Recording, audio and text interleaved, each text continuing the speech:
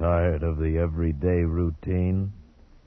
Ever dream of a life of romantic adventure? Want to get away from it all?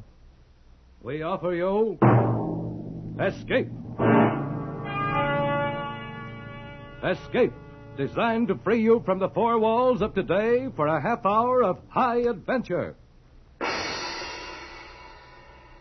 Escape, brought to you by the Richfield Oil Corporation of New York and the independent marketers of Richfield gasolines, motor oils, and other petroleum products. Look for the Richfield Eagle on the cream and blue pumps.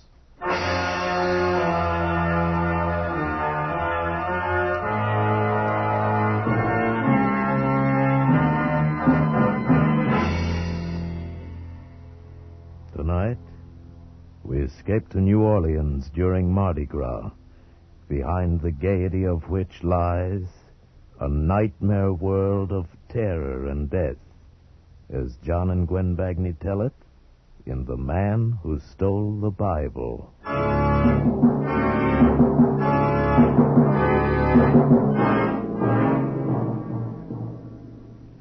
I didn't mean to steal the Bible. That wasn't my intention. Why, I'd never taken as much as a towel or an ashtray out of a hotel. And if I'd known the night of terror it would lead me into, I'd never have taken it at all.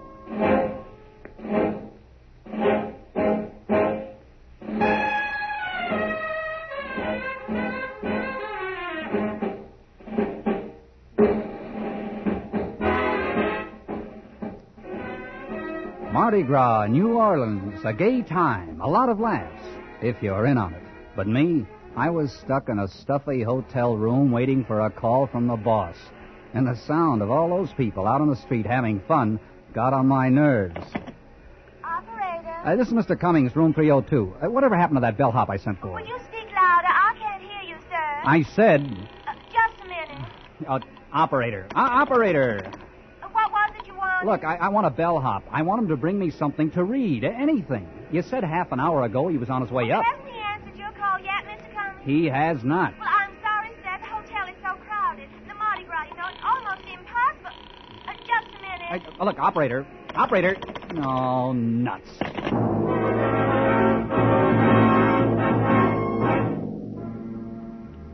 I paced back and forth, wishing the boss would call me so I could get out of the room. I didn't dare leave, even to go down and get a paper. He's that kind of a guy. Expects you to be on tap all the time. There was no radio in the room and nothing to read. I went through all the drawers, hoping somebody had left behind a magazine or a seed catalog, anything. And then I found it. The Bible. The Gideon Bible. For years I've seen them in hotel rooms, but I'd never paid any attention to them. And now I open the book. 1 Samuel, chapter 19.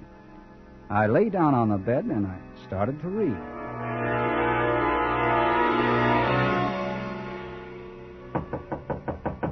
The knock surprised me. I'd forgotten about the bellhop. I got up to go to the door and I realized I had the Bible in my hand.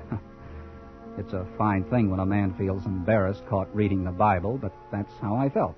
Embarrassed. I stuffed it under the pillow and I went to the door. You sure took your time. Oh. I'm a house detective. I'm sorry to disturb you. Well, that's all right. What's the matter? Well, it seems that the woman who had this room before you lost her pocketbook. She thinks she left it here. I haven't seen it, but, well, you can come in and look. Why, thanks. It doesn't seem likely that the maids would have overlooked it, but once in a while something gets left in a drawer. Yeah, I know. It's amazing, the things you find left behind in hotels. Yeah, it sure is.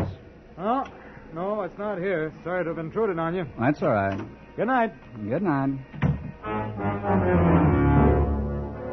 I lay down again and went back to reading the Bible. Once I got used to the old-fashioned language, I found it pretty interesting. The story of David, anyway. A guy being chased by everybody, not knowing who his enemies were, every minute expecting to get killed. I was down to the part where David's wife puts a dummy in his bed as a decoy to save his life when I was interrupted again. This time I automatically stuck the Bible under the pillow and went to the door. Hello. Oh. Hello. I'm having the most awful time. I've tried and tried, but it just won't work. And the room's so stuffy. How's that? The window in my room, it won't open. Oh. Would you open it for me? Oh, why, sure. Just show me. Which room is it? Right next to yours. Just around this corner, room 300. I have the same trouble on buses. The windows never open. It drives me mad. You can see how stuffy the room is. Mm-hmm. This window? Mm-hmm. Well, isn't that odd? It opened for you. Yeah, it did. And easy, too. And so does this one. I can't understand it. You sure you tried? You don't think I'd come to your door and ask you to come over here if I didn't need something, do you? Well, it's been done. I won't argue with that. But now that you're here, wouldn't you like to have a drink? For your trouble, I mean? Oh, no, I don't think I can. You can watch the parade much better here than on your side of the building. Oh, no, I can't. What's the matter? Oh, sorry, I have to go. That's my phone. Wait, don't go. You can have the call transferred here. But it's silly to go all the way back to your room. Hello, Cummings. Oh, yes, sir. I've been waiting for your call. Now, listen, I've covered the whole territory down here, and things look pretty healthy. You see, the main difficulty has been that... I stared at my briefcase. I had left it on the dresser. Now it was on the bed, and everything had been pulled out of it. The closet door was ajar, the drawers in the bureau were open. My Gladstone apparently hadn't been touched, but everything else had. I talked with the boss about trends, business conditions, but my mind was on a girl who wanted a window open. A window that wasn't stuck, while somebody searched my room. Calmly, I finished my conversation and hung up. There was no reason now for me to stay in the room. I gathered up my stuff, and I took the Bible from under the pillow. Funny. I had gotten interested in it. I wanted to go on reading it, so I stuck it in my top coat pocket and walked out of the room. On my way to the elevator, I got a sudden impulse. I stopped in front of room 300 and knocked.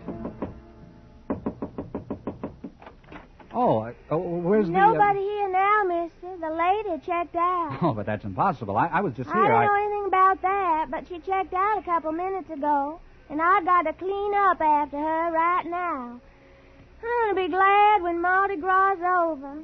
Everybody goes crazy. Hotel goes crazy. People check in, check out. They steal everything that ain't tied down. Steal? Yeah, I said steal. Ashtrays, bath towels, soap. I wouldn't be surprised if they take the beds next. The Bible in my pocket suddenly felt like a pound of uranium. I wondered if the cleaning woman could read the guilt on my face, but she put her wastebasket down in the hall and went back in to clean the room. For a second, I considered taking the Bible back to room 302, and maybe I would have if it hadn't been for the discarded book jacket in the wastebasket. It was gaudy, red and yellow. I grabbed it up, put it around the Bible. The title read, You Will Die Tonight.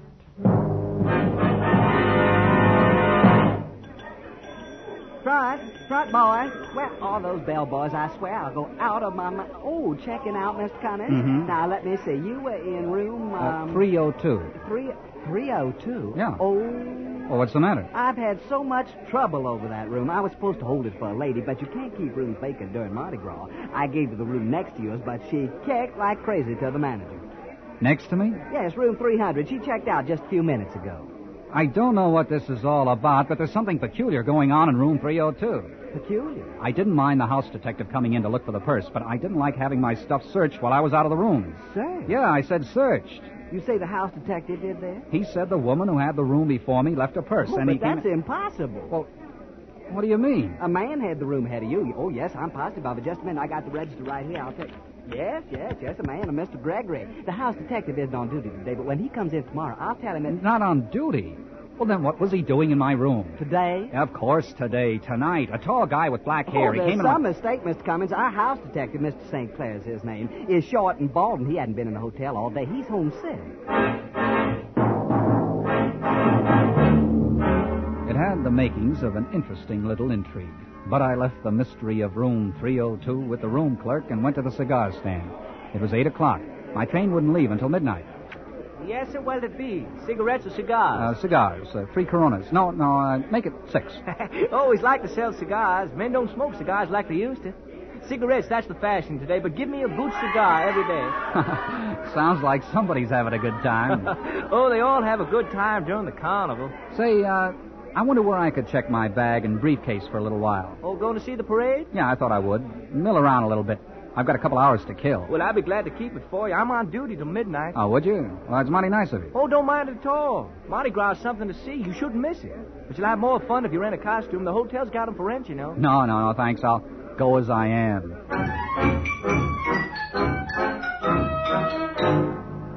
He stuck my stuff under the counter, and I elbowed my way across the crowded lobby to the street door. Through the glass, my eyes met the eyes of another man, a tall man with black hair, the man who said he was the house detective. I swung the hotel door open. I had a few questions I wanted to ask that boy, but he was swallowed up in the crowd. And then a big hand clapped me on the shoulder, and a voice boomed in my ear. There you are, sinner. I whirled around and looked into the mask of a laughing, red-faced devil. Don't try to evade me, sinner. I've come to collect you my nice shiny pitchfork. And when the devil comes for you, your time is up. All I could see in the mask were a pair of eyes. They were gray eyes, and they were laughing. And the devil threw his arm around my shoulder and urged me along the street. Come on. I balked a little. I hadn't had anything to drink. The whole thing seemed kind of silly.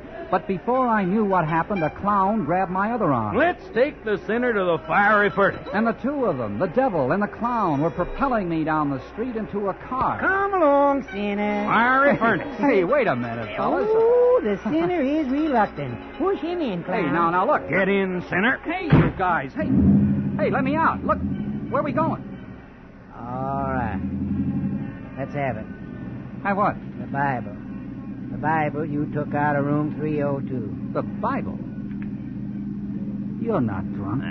Don't waste time on him. Frisk him. Look, I don't know who you are, but you can't... He hasn't got it on him. What'd you do with it? Where is it? I told you. I haven't got it. Oh! That's to let you know we're not playing. Now, let's take it again. Where's the Bible? I tell you, I haven't got it. I had it, but I guess I lost it. Lost it? Where'd you lose it? I don't know. Why, you... Don't do that, sinner. It's just as easy for me to pull this trigger as to look at you. But I'm telling you the truth. I haven't got it anymore. All right, you haven't got it. But you tell me where it is, you understand, if I have to kill you to find out. Hey, what are you stopping for? Well, can't you see? The crowd, I can't get through. Oh, come on, let's get moving. Get on out of here. Oh, what do you want me to do? Drive over them? Look, fellas, a shortcut. A bunch of revelers, drunk and out for beer, opened the back door of the car and started climbing over us. Nothing would stop them from weaving through. They thought it was fun, pushing and shoving each other. One of them fell, sprawled across the devil's lap, and they began to pile up. And suddenly I knew this was escape. I climbed out of the car. I ran blindly away from them. I saw a cab at an intersection. I ran out. I opened the door and... there he was, in the back seat. The phony house detective. I slammed the cab door and bolted across the street. There was a policeman on the corner directing traffic. I ran up to him. Hey, where do you think you're going? Hey, look, they're trying to kill me. You gotta help me. Kill you? Who's trying to kill you? The devil. He's after me. The devil, you say? Yeah, and the clown, too. Oh, not Mickey Mouse? No, I mean it. I'm serious. You're drunker than you look. I haven't had a drink, I tell you. They're trying to kill me. Why would they be doing that? Because they want the Bible. The Bible? Yeah, look, you see, I stole the Bible, and here they come now. Who? The devil and the clown across the street. You've got to get me out of this. You've got to stop them. They'll kill me. Yeah, sure. Now, take it easy, young fella. Oh, there you are, sinner. Come on. What are you trying to do, get us in trouble? Trouble? Sure. He's going to miss the party. Look, it's all a trick. Don't listen to him. This young fella claims you're trying to kill him. Me? Oh, no, not me. But if he doesn't get to that party pretty soon, his wife will kill him. I haven't got a wife. There isn't any party. They're lying, I tell you. They're lying. Oh, now be good, boys. Go someplace else and settle your squabble. I got to keep this traffic moving. Please, officer. Please. Oh, now you heard what the policeman said. Come on, sinner. Let go of me, officer. Oh, bet it now. Go on now, yeah? I demand to be arrested. I demand it. Go on now, I said. Now go on. Officer, you're a fool. You're a fool. Why, if it wasn't for this Mardi Gras, I'd run you in right now. And you won't arrest me? Okay, but remember, I didn't want to do it. Oh. That does it. Striking an officer. All right, fella. You're under arrest.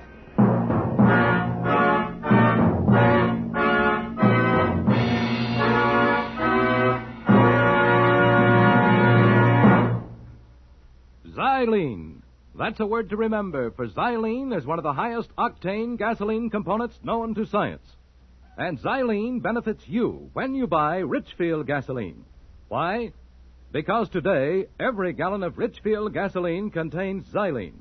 That's right. Xylene in Richfield gasoline helps give your car that high anti-knock performance. That swift surge of power when you step on the accelerator. That smooth as silk action along the highway. Furthermore, your Richfield dealer offers you a choice of 2 great Richfield gasolines with xylene. Richfield Ethyl for best results in the highest compression motors. Or Richfield High Octane at regular price for the average motor. Each Richfield gasoline is tops in its class. Each contains xylene. For the finest performance at lowest cost per mile, let your Richfield dealer help you select the right Richfield gasoline to fit your motor's power requirements. Stop where you see the Richfield Eagle on the cream and blue pumps. And now we return you to Escape. I sat in the drunk tank of the New Orleans jail and tried to figure it out. Who were the devil and the clown and the phony house detective? Why was the Bible so important that they would even kill me to get it? My bags were back at the cigar counter in the hotel. My train was scheduled to leave at midnight. But how was I going to get out of New Orleans? Already it was 10 o'clock, and as long as I stayed in jail, I would be safe. But even that didn't last long. I hadn't been there half an hour when a cop came for me and took me to the desk sergeant. Here's your personal belongings, Cummings. You're released. You can go. But try to behave yourself. We're pretty busy tonight. Released? You know, you're a lucky guy. Culpepper decided not to press charges against you. You know what you could get for striking an officer. But, well, aren't you going to hold me? Oh, your fine's been paid. Now go on, get out of here, and keep out of trouble, will you? Oh, but I am in trouble. That's what I tried to tell the cop, but he wouldn't listen to me. I had to hit him. My fine? You said somebody paid my fine? That's right. It's been paid. But who? Who paid it? I don't know who it was. He didn't give a name. He just paid it. Was it a man in a devil's costume? Huh? Or a clown? Now, look. Well, what did he look like? How do I know what he looked like? He was an ordinary-looking guy. Tall, big, had black hair. The house detective. The who? They'll kill me, I tell you. I hadn't heard her come into the station. She moved so quietly. She was a nun, and she was talking excitedly in French.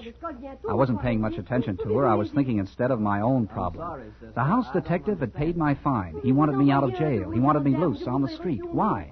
And the devil and the clown. Were they with him? Were all of them waiting outside that door for me? Well, please, sister, I wish I could help you, but I can't understand a word you're saying. Monsieur, les gens dans la route m'empêchent de trouver mon chemin. Ils me prennent pour un des célébrants. English. Can you speak English, sister? Oh, pardon, monsieur. Masquerade. Costume. The people think masquerade. No masquerade. Huh? I think she's trying to say the people on the streets think she's wearing a masquerade costume. Merci bien, monsieur. I am loose. You mean lost? Oui, monsieur. Lost. I am expect at convent, the Vieux Carré. The Vieux Carré? Oh, that's in the French Quarter. Exactement, oui. Mm-hmm. I try for taxi cab. The crowd, how you say, push me around. Pouvez-vous envoyer un de vos gendarmes? What? A gendarme. She wants you to send a policeman to help her to get to a convent. Oui, monsieur. I'm sorry, sister. I'd be glad to, but I don't have anybody in right now. If you don't mind sticking around for a while, I'd be Sticking around? The sergeant, the he says he's sorry.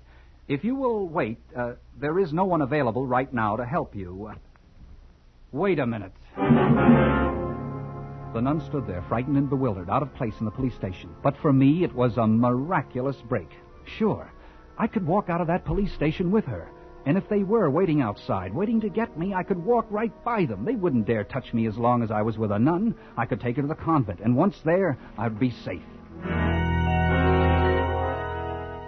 I'll take the sister to the convent, Sergeant. It's okay with me if it's okay with her. Merci, monsieur. Merci mille fois. As we walked out of the police station, I took her arm. To help her, yes, but also to study my own fear. Any minute I expected to see one or all of them, the devil, the clown, the house detective. But they weren't in sight. There were people milling about on the street, but not the three I feared, and, strangely, not finding them there frightened me more than ever. found a cab and gave the driver the address of the convent. The nun and I didn't try to talk. I realized this whole thing was difficult for her, and I didn't feel like talking. Too much had happened to me for one night. The cab pulled up in front of an ancient building in the French Quarter, crumbling cement and wrought ironwork, and we got out, and I walked with her to the big front door. The nun raised the knocker, and I knew I'd been had. What is wrong? Fingernails. Red, polished finger... You're not a nun. Well, it's... Hurry, boys, get him in his wife. Come along, Sinner. Get in here. It was the devil and the clown. They yanked me into the house. And the girl, I stared at her. Back in the police station, I hadn't really looked at her face. Her black robes had spelled freedom to me. That's as far as I had thought. But now I knew I'd seen her before. Only before, she had worn a green dress and a scarlet mouth to match her fingernails, and her hair had been blonde and long. And she wanted a window opened.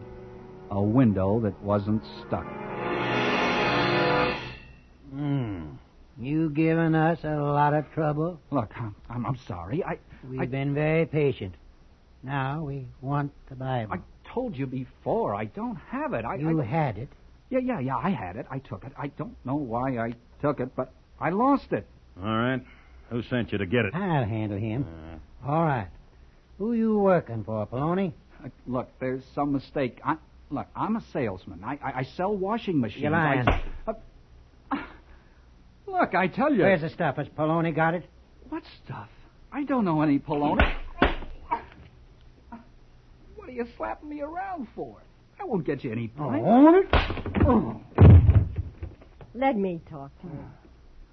Look, if you're lying for Poloni... Who's Poloni? I don't know any Poloni. Poloni wouldn't take a beating for you. Oh, look, I tell you... Whatever he's paying you, we'll pay you more. We'll pay him nothing. You hand over that Bible, or tell us where the dope is stashed, or so help me, I'll kill him. Dope? So, that's what it is. Dope. Yeah, Mr. Innocent. That's what it is. Dope. Stop it. You kill him, we'll never find us. Listen to me. What's your name? Cummings. You work for Poloni, Cummings. Oh. Nobody but Poloni knows about that Bible. Oh. You came to hijack the stuff. No, I tell you, I don't know Poloni. Stop lying. Poloni knew our carrier was hot, that he had to drop the stuff somewhere in New Orleans. Oh, you're wasting time, baby. I'll make him talk. You going to talk? I don't... You want the butt of this gun right across your face? Look, you've got to believe me,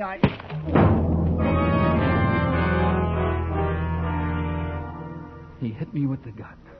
I tried to keep my eyes open, to hang on to consciousness. Across the room, I saw the door open, and in it stood a man with another gun. A big man with black hair, the phony house detective. Was his name Poloni? That was the last thing in my head as I passed out. I don't know how long I was out. When I came to, I was lying on a bed. My head was throbbing, my cheeks, my nose, every bone in my body seemed to ache. There was a cold cloth on my eyes. I tried to think, why did I hurt so? Oh, yeah, the Bible. All right, let's not waste any more time. What did you do with the Bible? Where are the others? They've been taken care of. Look, you took the Bible that belongs in this room. Now, what did you do with it? This room? Oh, yeah. Room 302. What am I doing back in the hotel? You had no right to touch that Bible. Now, think what you did with it. Where is it? Look, I told him. I must have lost it. I don't know. I'll get it. Yeah? You're the gentleman who left his suitcases with me, Mr. Cummings? Suitcases? Come in. Who are you? I run the cigar stand in the lobby. I saw you bring Mr. Cummings in. If you don't mind my saying so, quite tight. Yeah. I'm going off duty in a little while, and I thought he'd need his things. You see, he checked them with me. Thanks. Oh, I almost forgot it. Here's his book, too. Don't leave the book. Oh, but you forgot it on the counter. I don't want the book. You can have it. I'll take the book. No, don't give it to him. Thanks for your trouble. Oh, don't mention it. Hope he feels better tomorrow. Well, at last, the Bible. You will die tonight. Look, Poloni, I didn't know. I swear, I just took it. Look, I'm not Poloni. That's a pretty clever stunt, covering the Bible with a whodunit jacket. Well, I only took it because Let's see. Third book, second chapter. What? Genesis, Exodus, Leviticus, chapter 1, 2. But... Yes, here's the address of the warehouse where the stuff is. I don't understand. If you're not Poloni, who are you? Huh? Oh, John Stang, United States Treasury Department, Narcotics Division. T-Man. But I thought Look, you made my job very difficult tonight, Mr. Cummings. We traced a narcotics carrier all the way around the world to New Orleans, to room 302. But when we arrested him, he was clean. He didn't have the evidence. Room 302 was the link. That girl, Frenchie, was to take this room, and I would have followed her here to where the evidence was stashed. It was as simple as that, but you stepped in and threw us all off. Oh, why didn't you tell me you were a government man when you came in tonight to look for the pocketbook? How did I know that you weren't a new member of the gang? Look, take my advice, Mr. Cummings. Quit stealing things out of hotels. Oh, look, I never stole a thing in my life. This is the first time. You know, there's one thing that I can't figure out. Why did you steal a Bible? Well, you're not going to believe this, but honest, I just wanted to finish the story.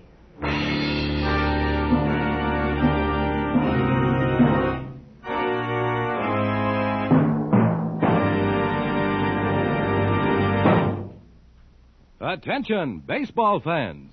Here's a new book you won't want to miss. The new Richfield Baseball book, hot off the press. Its 32 pages are jam-packed with facts on America's favorite sport. You'll find Major League schedules, many minor league schedules, World Series box scores. You'll find a special baseball quiz you can try on your friends. You'll find seating diagrams of leading stadiums, plus dozens of other fascinating facts on the country's #1 sport. And this Richfield baseball book doesn't cost you a single red cent. It's free. Ask the Richfield gasoline dealer for your free baseball book tomorrow. Ask him, too, about Richfield All-Point Safety Service, a special service that will save your car trouble this spring. Stop where you see the Richfield Eagle on the cream and blue pumps. Escape is produced and directed by William N. Robeson and has tonight presented The Man Who Stole the Bible by John and Gwen Bagney. Featured in the cast were Rick Vallon as Cummings, Nanette Boardman as the girl, Ben Wright as the house detective, Will Gere as the devil, Lou Merrill as the clown. Also heard were Mary Shipp, Harry Bartell, Peter Leeds, and Paul Frees. Special music was arranged and played by Ivan Ditmars. Next week. You are tearing across the Nevada desert in a 200-horsepower Bentley Maximus, pursued by the implacable avenger of the left arm. Beside you is the man they are seeking to destroy, your companion in an adventure from which there is no escape.